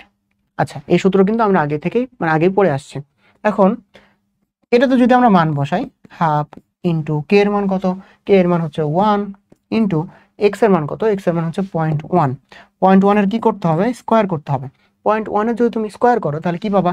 0.1 এর যদি তুমি স্কোয়ার করো তাহলে পাবে হচ্ছে 0.01। ঠিক আছে, 0.01 পাবা। তাহলে এখানে তুমি মানগুলো বসা দাও, হাফ ইন্টু, বা তোমার হচ্ছে 0.01 কে জাস্ট তুমি 2 দ্বারা ভাগ করতেছো, 0.01 ডিভাইডেড বাই 2। ঠিক আছে, এটা করলে তুমি অ্যান্সারটা বের পেয়ে যাবে, তাই না? কারণ 0.01 কে যদি তুমি 2 দ্বারা ভাগ করো তাহলে কি পাবা তুমি? 0.005। ঠিক আছে, 0.005 এই আকারে কিন্তু অ্যান্সারগুলো নাই, অ্যান্সারগুলো ইনভার্স সামথিং দিয়ে আছে। তাহলে এটাকে তুমি কনভার্ট করো, 5 ইন্টু 10 ইনভার্স, তাহলে কত হয়? 3 হয়। এই যে দেখো 1 2 3, 3 ঘর যেহেতু ওদিকে নিয়ে গেছে, তাহলে 5 ইন্টু 10 ইনভার্স 3 কি হবে? এটা জুল হবে। ঠিক আছে, তাহলে আমার অ্যান্সার কোনটা? 5 ইন্টু 10 ইনভার্স 3 জুল, এটা কিন্তু আমাদের অ্যান্সার। এরপর একটা দেখি আমরা, এরপরে দেখো কি আছে, একটি বস্তুর রৈখিক ভরবেগ যদি 50% বৃদ্ধি করি তাহলে গতিশক্তি বৃদ্ধি পাবে কতটুকু? আচ্ছা, দেখো তুমি আগে প্রথম যে ভরবেগটা সেটা ধরো পি ছিল, প্রথম যে ভরবেগটা সেটা কত ছিল? পি ছিল। এরপরে যে পরিবর্তনশীল যে ভরবেগটা সেটা কত হয়েছে? সেটা তোমার আগের যে পি, এটার সাথে তুমি 50% পি বৃদ্ধি করছো, সেটা তাহলে তুমি যোগ করবা 50% অফ পি, তাহলে 50/100 পি, এতটুকু তুমি যোগ করতেছো, তাহলে তুমি যে নতুন ভরবেগ সেটা পাবা। ঠিক আছে, তাহলে এটা যদি তুমি করো তাহলে কত পাবা? এখানে এটা তুমি হচ্ছে 0.5 আর হচ্ছে পি 0.5 পি, তাহলে 1.5 পি। এটা হচ্ছে তোমার পরিবর্তিত যে ভরবেগ সেটা তুমি বের করলা। তাহলে আগে ভরবেগ কত ছিল? শুধু পি ছিল। এখন যে পরিবর্তনশীল ভরবেগ সেটা কত? 1.5 পি। এখন তোমার যে আগের গতিশক্তি সেটা তুমি ধরে নাও কত ছিল? ই ছিল। এখন যে গতিশক্তি এটা তুমি বের করবা। এখনকার যদি তুমি গতিশক্তি বের করতে চাও তাহলে তোমাকে সূত্র অনুযায়ী বসাইতে হবে। ঠিক আছে, আচ্ছা, ই যেটা সেটা কি? ইটা সমানুপাতিক হচ্ছে পি স্কোয়ার বাই 2 আছে, মানে সবকিছু তো সেম, জাস্ট তোমার পি স্কোয়ার করতে হবে, তাই তো? পিটা যেহেতু পরিবর্তনশীল হয়েছে, তাহলে E is proportional to P square, এটা আমরা জানি। তো এই অনুযায়ী কি হয়? 1.5 স্কোয়ার করতে হবে তোমাকে। ঠিক আছে, 1.5 স্কোয়ার করতে হবে পি এর মানটা চেঞ্জ করে। এখন 1.5 যদি স্কোয়ার করো তুমি, তাহলে তুমি কত পাবা? আমরা 1.5 এটাকে আমরা 15তে নিয়ে আসি আগে, তাহলে 15 যদি স্কোয়ার করো তাহলে তুমি পাবো হচ্ছে 225। 225 যেটা পাইলা, এক ঘর আগে তোমার দশমিক ছিল, যেহেতু স্কোয়ার করছে তাহলে 2 ঘর আগে চলে আসবে, তাহলে 225 মানে 2.25 ই। এটা হচ্ছে তোমার নতুন ই বা হচ্ছে তোমার গতিশক্তি, মানে পরিবর্তনশীল পরিবর্তন হয়ে এই গতিশক্তি পাইছো তুমি। এখন কি বলছে, কতটুকু বৃদ্ধি পাইছে, কতটুকু যদি বৃদ্ধি পাই, মানে এটা তুমি যদি বের করতে চাও তাহলে তোমাকে কি করতে হবে, তোমাকে বর্তমান পরিবর্তন হওয়ার পরে যে গতিশক্তি পাইছো সেটা হচ্ছে 2.25 ই, এখান থেকে আগে যে গতিশক্তি ছিল এটা মাইনাস করতে হবে, -1 ই। মানে শুধু ইটাকে বললে তো আমরা 1ই বুঝি, তাই না? তাহলে এখানে করলে তুমি ডিফারেন্স কত পাবা, 1.25, এতটুকু তুমি ডিফারেন্স পাবা। ঠিক আছে, এটা যদি তুমি ডিফারেন্স পাও, দেখো এখানে কিসে লেখা আছে, এখানে তোমার পার্সেন্টেজ আকারে লেখা আছে, তাহলে তোমাকে পার্সেন্টেজে তুমি নিয়ে যাও, কত পার্সেন্ট বৃদ্ধি পাইছে, 100 দ্বারা তুমি গুণ করো, তাহলে 100 দ্বারা তুমি যদি গুণ করো তাহলে কি পাবা, তুমি পাবো হচ্ছে 125%। ঠিক আছে, 125%। তাহলে এটা হচ্ছে আমাদের অ্যান্সার। দেখছো তাহলে কি করলাম, তাহলে আগের যে পি ছিল সেখান থেকে তুমি নতুন যে পি বা ভরবেগ সেটা তুমি বের করলা, কতটুকু বৃদ্ধি পাইছে ওটা যোগ করে তুমি বের করলা। এরপর আগের যে গতিশক্তি ছিল, গতিশক্তি আমি জানি যে পি স্কোয়ারের সমানুপাতিক, তাই তো? তাহলে আমরা কি করলাম, নতুন যে পি পাইছে সেটার স্কোয়ার করলাম। ঠিক আছে, স্কোয়ার করলে নতুন আমরা গতিশক্তি পেয়ে যাচ্ছে। তো নতুন গতিশক্তি থেকে আগের গতিশক্তি বিয়োগ করে তারপর ওটা কিসে রূপান্তর করছি, পার্সেন্টেজে রূপান্তর করছি, আমরা আমাদের অ্যান্সার পেয়ে গেছি। আচ্ছা, এরপর দেখি আমরা 1 কিলোওয়াট আওয়ার বা 1 কিলোওয়াট ঘন্টা সমান কতটুকু শক্তি বা এনার্জি। ঠিক আছে, আচ্ছা এটা যদি আমরা বের করতে চাই, আমরা জানি P is equal two W/T, বা লিখতে পারি W is equal two PT। খুবই easy, W is equal to কি, PT। এখানে দেখো কি বলা আছে, কিলোওয়াট আর এখানে আওয়ার। কিলোওয়াট ঘন্টা, বা প্রথম হচ্ছে কিলোওয়াট আছে, এটাকে ক্লিয়ার করি। কিলোওয়াট যেহেতু আছে এখানে, 1 কিলোওয়াট নাকি 1000 কিলোওয়াট, মানে কিলোওয়াট যদি বলে 1 ওয়াট নাকি 1000 ওয়াট, অবশ্যই 1000 ওয়াট, যেহেতু কিলো আছে তাহলে এখানে তোমাকে 1000 প্রথমে নিয়ে আসলাম। ঠিক আছে, 1000। তাহলে এতটুকু কাহিনী, কিলোর কাহিনী তোমার শেষ, এখন তুমি কিলোওয়াটের কাহিনী তোমার শেষ, এখন তোমার ঘন্টার কাহিনী নিয়ে আসতে হবে। আমরা জানি এখানে ইউনিটটা হচ্ছে সেকেন্ডে, কিন্তু এখানে কি দেওয়া আছে, ঘন্টায় দেওয়া আছে। যখন ঘন্টায় দেওয়া থাকবে তোমাকে কিসে রূপান্তর করতে হবে, এটা সেকেন্ডে নিয়ে আসতে হবে। 1 ঘন্টা তোমার 60 মিনিট, 1 ঘন্টা সমান 60 মিনিট। এই 60 মিনিটকে তুমি যদি আবার সেকেন্ডে নিতে চাও তাহলে 1 মিনিট সমান 60 সেকেন্ড, তাহলে 60 দ্বারা আবার গুণ করো, তাহলে কত আসে, 3600 সেকেন্ড। ঠিক আছে, তাহলে এই যে টাইম, যেটা টাইমের মান কত হবে, টাইম হবে তোমার 3600। ঠিক আছে, আচ্ছা, আর একক হচ্ছে জুল। তাহলে এটাকে তুমি যদি যে ফরম্যাট আছে সে ফরম্যাটে নিয়ে আসতে চাও তাহলে 3.6 ইন্টু 10⁶ জুল। ঠিক আছে, এটা হচ্ছে আমাদের অ্যান্সার। এখন দেখো, এখন এখানে জুল না থেকে কিলো জুল আকারেও আসতে পারে বা অপশনে থাকতে পারে। কিলো জুল অপশনে যদি কিলো জুল হিসেবে থাকতো তাহলে কি হতো, 3.6 ইন্টু 10³ কিলো জুল। ঠিক আছে, এটা হয়তো, বুঝছো? তাহলে দেখো এটা কিভাবে বের করলাম আমরা, এটা দেখাইছি। এরপরে কোনো নির্দিষ্ট ভরের বস্তু গতিশক্তি এর ভরবেগের সাথে সম্পর্ক কি, গতিশক্তি এবং ভরবেগ। ঠিক আছে, আচ্ছা গতিশক্তি সমান আমরা কি জানি, E K is equal to P square by twice M. তাহলে ই যেটা আছে সমানুপাতিক হচ্ছে পি স্কোয়ার, বুঝছো? তাহলে ভরবেগের যে বর্গের সমানুপাতিক, তাহলে বর্গের সমানুপাতিক, এটা হচ্ছে অ্যান্সার। আচ্ছা এরপরটা দেখি, এরপরে কি বলছে দেখো, একটি বস্তুর ভরবেগ যদি দ্বিগুণ করা হয় তাহলে গতিশক্তি কত হবে। যদি ভরবেগ দ্বিগুণ করা হয় তুমি বলো, গতিশক্তি যেটা সেটা কি, পি স্কোয়ার, এটা সমানুপাতিক, তাই তো?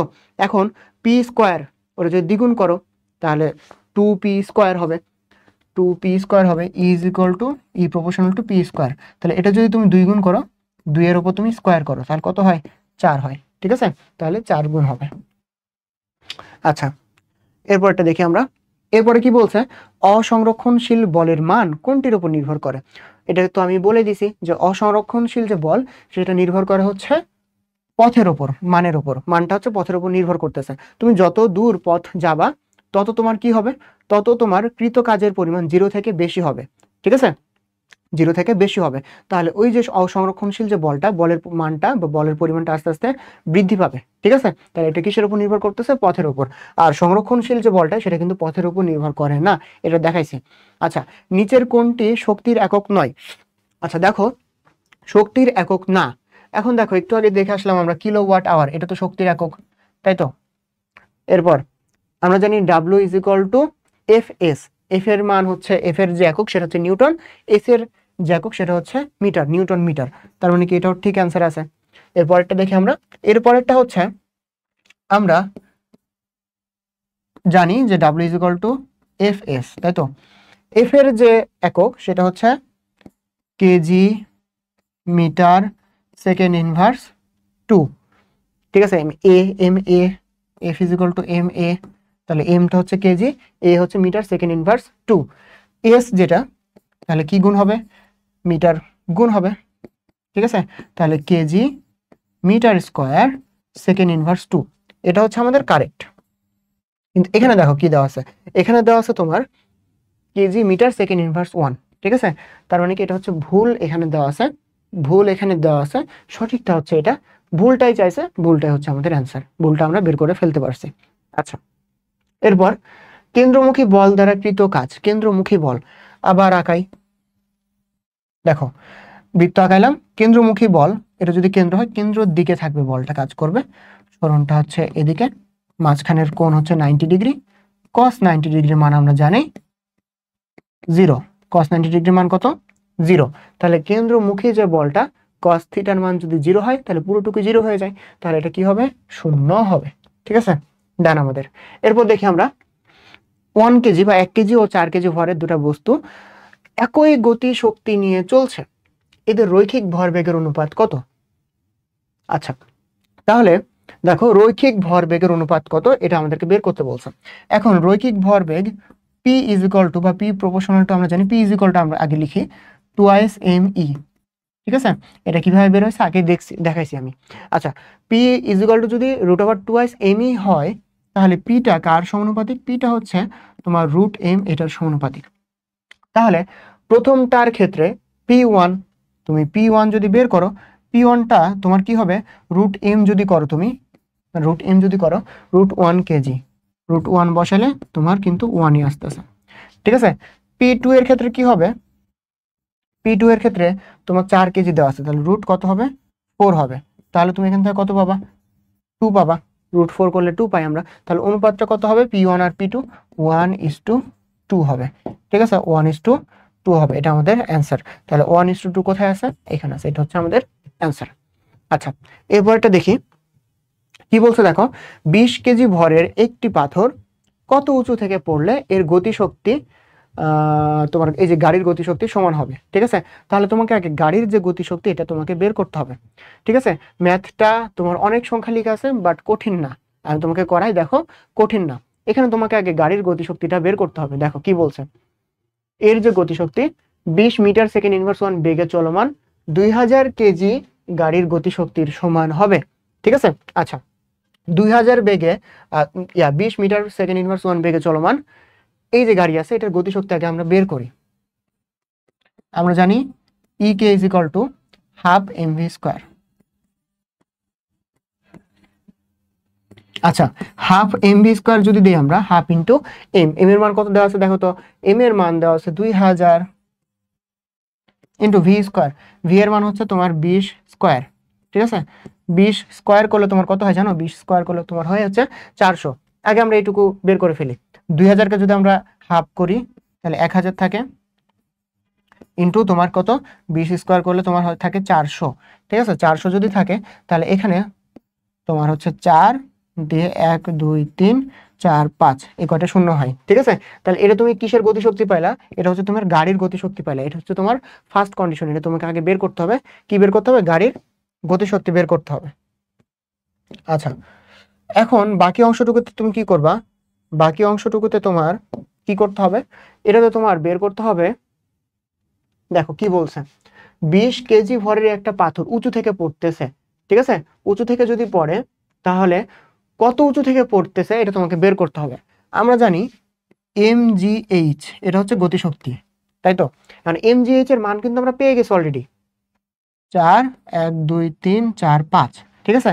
কারণ এর গতিশক্তি যেটা ছিল উঁচু থেকে পড়লে সেই গতিশক্তিটা এই যে গাড়ির গতিশক্তির সমান হওয়ার কথা, তো গাড়ির গতিশক্তির সমান আমরা লিখলাম, গাড়ির গতিশক্তি অলরেডি বের করছি। এখন দেখো নেক্সট যেটা কাজ, হাইটটা বের করতে হবে, বাকিটা ওই সাইডে আমরা পার করে দিই, 4 5টা শূন্য দিলাম। এরপরে এম এর মান দেখো কত দেওয়া আছে 20 কেজি, 20 ইন্টু তোমার জি এর মান আমি কি ধরতে বলছি, জি এর মান হচ্ছে তুমি যদি 9.8 এর জায়গায় তুমি 10 ধরো তাহলে কাছাকাছি মান পাবে এবং এটাতে তোমার ইজি হবে। তুমি 10 ধরো, এই যে 0 এই 0 কেটে দিলাম, তারপরে 0 এই 0 কেটে দিলাম, তাহলে এখানে কি 4000কে তুমি 2 দিয়ে যদি ভাগ করো তাহলে কত পাবা, 2000 পাবা। তাহলে 2000-এর সব থেকে কাছাকাছি যেটা সেটা তোমার অ্যান্সার। তাহলে 2000-এর কাছাকাছি এই যে এখানে তোমার কমা দেওয়া আছে, বাট এটা হচ্ছে তোমার দশমিক হবে, ঠিক আছে। তাহলে এই যে 2000-এর সব থেকে কাছাকাছি মান, এটা হচ্ছে আমাদের অ্যান্সার, ঠিক আছে। তাহলে লেখা অনেক থাকলেও ম্যাথটা তোমার সহজ, এত কঠিন না। এরপর একটু দেখি আমরা, বলের দ্বারা কাজের ক্ষেত্রে, বলের দ্বারা কাজ মানে ধনাত্মক যে কাজ হচ্ছে সেখানে তোমার শর্তটা কি, ঠিক আছে। আচ্ছা, যখন বলের দ্বারা কাজ হবে আমরা জানি যে cos 0 ডিগ্রির মান হচ্ছে তোমার 1, তাই তো। তাহলে 0 ডিগ্রি যেটা আছে, 0 ডিগ্রি যেটা আছে cos 0 ডিগ্রির মান হচ্ছে 1, তাহলে 0-র সমানও হইতে পারে, এর আবার বেশিও হইতে পারে, ঠিক আছে, থিটার মান। এখন এদিকে কত, এটা হচ্ছে 90, কারণ দ্বিতীয় চতুর্ভাগে আসবে না, 180 তো প্রশ্ন আসে না, কারণ দ্বিতীয় চতুর্ভাগে তোমার কি হয়, ঋণাত্মক হয়, এটা কিন্তু আগে দেখাইছি। এখন cos 90 ডিগ্রির মান কত, 0, যদি cos 90 হয় এবং সেটার মান যদি 0 হয়ে যায় তাহলে কি ধনাত্মক থাকে না, 0 মানে তো ধনাত্মক না, তাহলে 90-র ইকুয়াল হওয়া যাবে না, 90 থেকে ছোট হইতে হবে, ঠিক আছে। তাহলে 0-র ইকুয়াল অথবা বেশি, 90-র ছোট, তাহলে 0-র ইকুয়াল অথবা বেশি, 90-র ছোট, ঠিক আছে। এটা হচ্ছে আমাদের অ্যান্সার। আচ্ছা, নেক্সটটা দেখি আমরা, কাজের অভিকর্ষীয় একক কি, কাজের অভিকর্ষীয় একক এটা কি, এটা হচ্ছে তোমার কেজি মিটার, কেজি মিটার হচ্ছে কাজের অভিকর্ষীয় একক। এরপরে দেখি আমরা, দেখো এখানে অনেক কথা লেখা আছে বাট এটা কিন্তু অনেক সহজ, বুঝছো। আমরা ডাব্লিউ ইজ ইকুয়াল টু কি জানি, ডাব্লিউ ইজ ইকুয়াল টু জানি এফ ডট প্রোডাক্ট এস, তাই তো।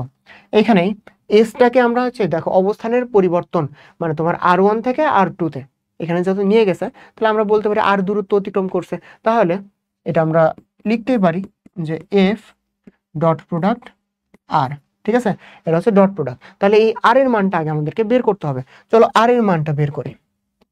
তাহলে আর এর মান যদি আমরা বের করি, তাহলে দেখো আর এর মান যদি আমরা বের করি, তাহলে R2 থেকে R1টা বিয়োগ করতে হবে আমাকে, R2 যেটা আছে সেখান থেকে R1টা বিয়োগ করতে হবে, R2 থেকে আমরা R1 বিয়োগ করি, দেখো 12i মাইনাস তোমার কত 8, ঠিক আছে। তাহলে কত থাকে, তাহলে তো থাকে তোমার হচ্ছে 4, বুঝছো।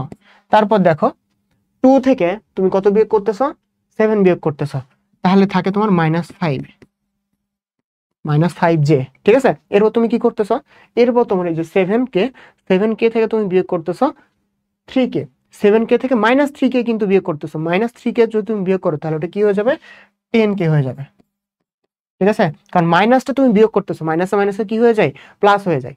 এখন এফ ইন্টু আর যদি হয় তাহলে এটার সাথে আমরা এটা গুণ করবো, ডট প্রোডাক্ট গুণ করবো, তাহলে দেখো 10 আর 4 তাহলে কত থাকে, এখানে থাকে হচ্ছে তোমার 4 10 40, বুঝছো। তারপরে এখানে কত আছে, 3 আছে, এখানে কত আছে, জে এর ক্ষেত্রে কত আছে, 5 আছে, 3 5 15, এবং কে এটা হচ্ছে মাইনাসে আছে, তাহলে 40 - 15। আচ্ছা, এরপরে কে এখানে কত আছে, -2 আছে, এখানে কত আছে, 10 আছে, ঠিক আছে। এখানে মাইনাস এখানে প্লাস, গুণ করলে কি হবে, মাইনাসে আসবে, 10 দুগুণি 20 -20, তাহলে 40 -15 -20, তাহলে কত, 40 - 35, তাহলে কত হবে, 5 হবে, 5 জুল, ঠিক আছে, 5 জুল, এটা হচ্ছে আমাদের অ্যান্সার। তাহলে দেখছো ম্যাথটা বড় লাগলেও কিন্তু সহজ। এরপর কি বলছে দেখো, বল ধ্রুবক এর মাত্রা কোনটা, বল ধ্রুবক। এখন বল ধ্রুবক সমান আমরা কি জানি, K is equal to F by X, তাই তো। এটা হচ্ছে আমাদের বল ধ্রুবক। তো এটার যদি আমরা মাত্রা বের করতে চাই তাহলে প্রথমে তোমাকে এফ এর মাত্রা বের করতে হবে। তাহলে এফ যেটা, এফ ইজ ইকুয়াল টু আমরা জানি এম এ, তাই তো, F is equal to M A. তাহলে এখন যদি আমরা মাত্রাটা লিখি, দেখো এম, এটাকে আমরা মাত্রায় লিখলে বড় হাতের এম এটা দ্বারা প্রকাশ করি, এ তাহলে কি হয়, এল টি ইনভার্স 2 হয়, ঠিক আছে। এটার সাথে আমরা কি গুণ করব, এটার সাথে আমরা এক্স এর ক্ষেত্রে আমরা কি নেই, এল নেই, ঠিক আছে। এল তো নিচে ছিল, আমরা তো গুণে নিয়ে আসছি, ভাগে ছিল গুণে নিয়ে আসছি, তাহলে ইনভার্স 1, তাহলে এখানে কি হবে, M L to the power 0 T inverse 2 third bracket, এটা হচ্ছে আমাদের অ্যান্সার, বুঝছো। M L to the power 0 T inverse 2। তাহলে কোথায় আছে দেখো তো, এই যে প্রথমটা এখানে আছে। এখন এল টু দি পাওয়ার যে 0 আছে, সবসময় এল টু দি পাওয়ার 0 নাও থাকতে পারে, মানে এলটা তোমার নাও থাকতে পারে, ঠিক আছে, এম টি ইনভার্স 2 এটা হিসেবে থাকতে পারে, তখন তুমি ওইটা দাগাবা। এরপর দেখি আমরা, এরপর কোনো স্প্রিংকে 5 নিউটন বল দ্বারা টেনে 10 মিটার তুমি যদি প্রসারিত করো, তাহলে স্প্রিং ধ্রুবক কোনটা হবে? ঠিক আছে, একটা স্প্রিং তোমার ধরো এখানে ঝুলতেছে, এখানে তুমি বলটা দিছ 5 নিউটন বল দ্বারা তুমি টানতেছো এখানে, ঠিক আছে, 5 নিউটন বল দ্বারা এদিকে তুমি টানতেছো যে, তখন এটা কি হচ্ছে, 10 মিটার প্রসারিত হচ্ছে, মানে স্প্রিংটা 10 মিটার পরিমাণ প্রসারিত হলো। তাহলে এখন তোমার বল ধ্রুবকের মান কত, এটা তোমাকে বের করতে হবে, ঠিক আছে। আচ্ছা, তাহলে আমরা বল ধ্রুবক কে ইজ ইকুয়াল টু কি জানি, কে ইজ ইকুয়াল টু আমরা জানি K is equal to F by X. তাহলে এফ এর মান কত, এফ এর মান দেওয়া আছে 5 ডিভাইডেড বাই কত, এক্স এর মান হচ্ছে 10 মিটার প্রসারিত করতেছি। তাহলে 5 বাই যদি 10 করি, তাহলে আমরা কি পাবো, 5 বাই 10 করলে আমরা জাস্ট হাফ করতেছি আমরা, তাই তো। তাহলে এটা পাবো আমরা 0.5, এবং এককটা কি, নিউটন মিটার ইনভার্স 1। উপরে যেহেতু নিউটন আছে, নিচে হচ্ছে এক্স আছে, মিটার ইনভার্স 1। তাহলে এটার কোথায় কোনটা অ্যান্সার দেখো তো, এই যে দেখো এটা অ্যান্সার 0.5 নিউটন মিটার ইনভার্স 1। কত সহজ। আচ্ছা, আমরা প্রায় শেষের দিকে চলে আসছি। এরপর দেখো, স্প্রিং এ প্রসারিত করলে এর মধ্যে কোন ধরনের শক্তি সঞ্চিত হয়? স্প্রিংকে তুমি যদি প্রসারিত করো, তাহলে এর মধ্যে যে শক্তিটা সঞ্চিত হবে সেটা হচ্ছে বিভব শক্তি, ঠিক আছে। গতি শক্তি কখন হইতো, যখন তুমি একটা বস্তুকে উপর থেকে ফেলে দিচ্ছ, যখন সে নিচের দিকে পড়তেছে, এটা হচ্ছে তার গতি শক্তি। তারপর দেখো রাসায়নিক শক্তি, এটা কি, মনে করো হচ্ছে উদ্ভিদ কি করতেছে, সূর্যের শক্তি বা সূর্যের যে তাপ, আলো, এটা ইউজ করে তোমার খাদ্যটা তৈরি করতেছে। তাহলে এই যে তাপ শক্তিটা সে রাসায়নিক শক্তিতে রূপান্তর করতেছে। এরপর তাপ শক্তি, তুমি খাবার খাইলা, এই যে খাবার খাওয়ার পরে তুমি আমার ক্লাসটা দেখতেছো, একটা শক্তি ইউজ করে তুমি তো আমার ক্লাসটা দেখতেছো, কোন শক্তি ইউজ করে, তোমার যে রাসায়নিক শক্তি, এটা তুমি রূপান্তর করতেছো তাপ শক্তিতে, ঠিক আছে। তাহলে স্প্রিং এর মধ্যে কোন শক্তিটা সঞ্চিত থাকবে, বিভব শক্তিতে সঞ্চিত থাকবে। আচ্ছা, এরপরে লাস্ট কোশ্চেন আমরা চলে আসছি, দেখো। আচ্ছা, এখানে কি বলছে, 20 কেজি ভরের একটা স্থির বস্তুকে ঘর্ষণহীন তল বলতে তোমার এখানে বিপরীত যে বল, মানে তুমি যে শক্তিটা প্রয়োগ করতেছো, বলটা প্রয়োগ করতেছো, এর এগেনস্টে কিছু আর কাজ করতেছে না, ঠিক আছে। আচ্ছা, উপর দিয়ে 10 মিটার সেকেন্ড ইনভার্স 1 বেগে গতিশীল হলে কৃত কাজ কত হবে? আচ্ছা, এখানে দেখো খুবই ইজি, ঠিক আছে, খুবই ইজি। আমরা জানি এই যে শক্তিটা is equal to half M V square, সব কিন্তু দেওয়াই আছে, এত ইজি, তুমি জাস্ট মান বসাবা পেয়ে যাবো। হাফ ইন্টু এম এর মান দেখো কত দেওয়া আছে, 20 KG, 20 into V square, V এর মান কত দেওয়া আছে 10 এর স্কোয়ার করলে তুমি পাবা কত, 100 পাবা, ঠিক আছে।